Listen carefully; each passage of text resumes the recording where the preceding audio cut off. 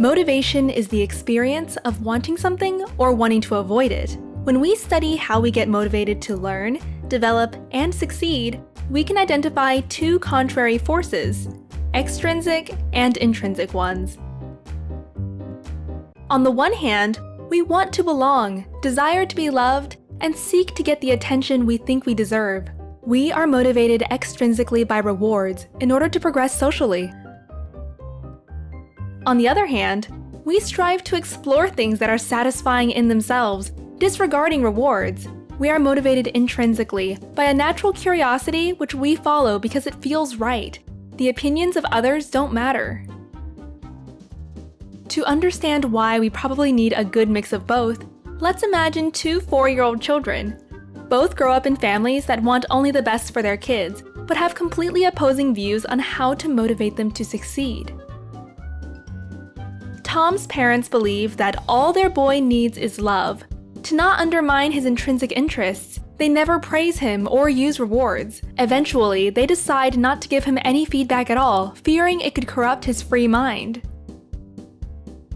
Over the years, Tom develops an immense capacity to imagine, spending most of his time playing by himself.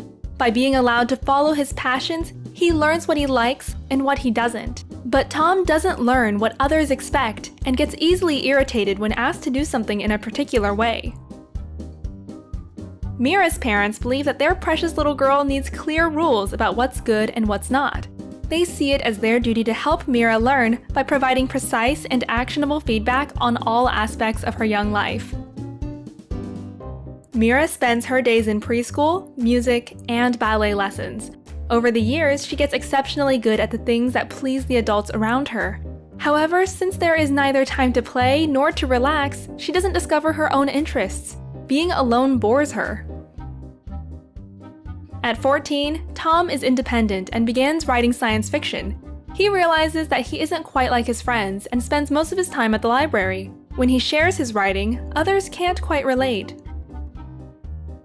At the same age, Mira is at the top of her class and has plenty of friends and admirers. She knows what is expected of her and makes sure to meet those expectations.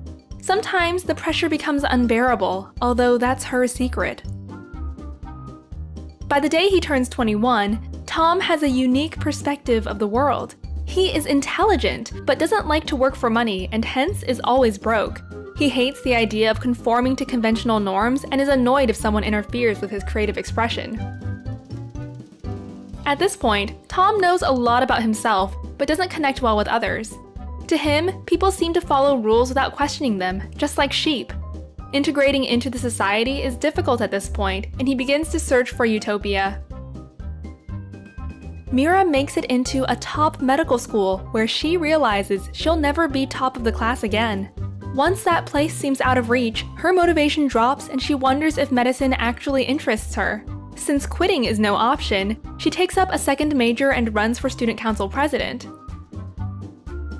Soon, Mira will know everything about what others expect, but nothing about what she likes for herself. All her life, she has just listened, driven by external feedback loops.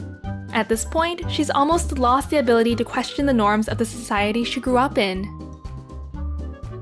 Listening to our heart can tell us who we are, but not how to be happy among others.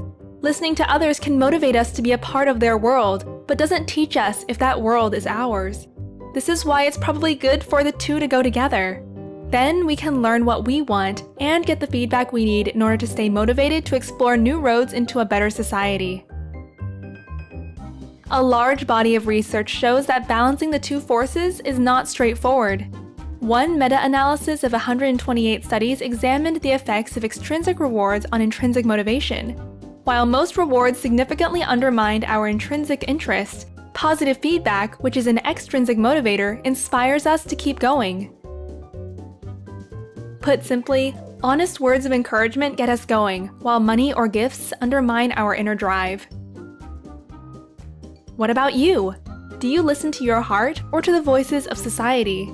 And from your personal experience, which of the two eventually takes your decision? Share your thoughts and check the description to dive deeper into the topic.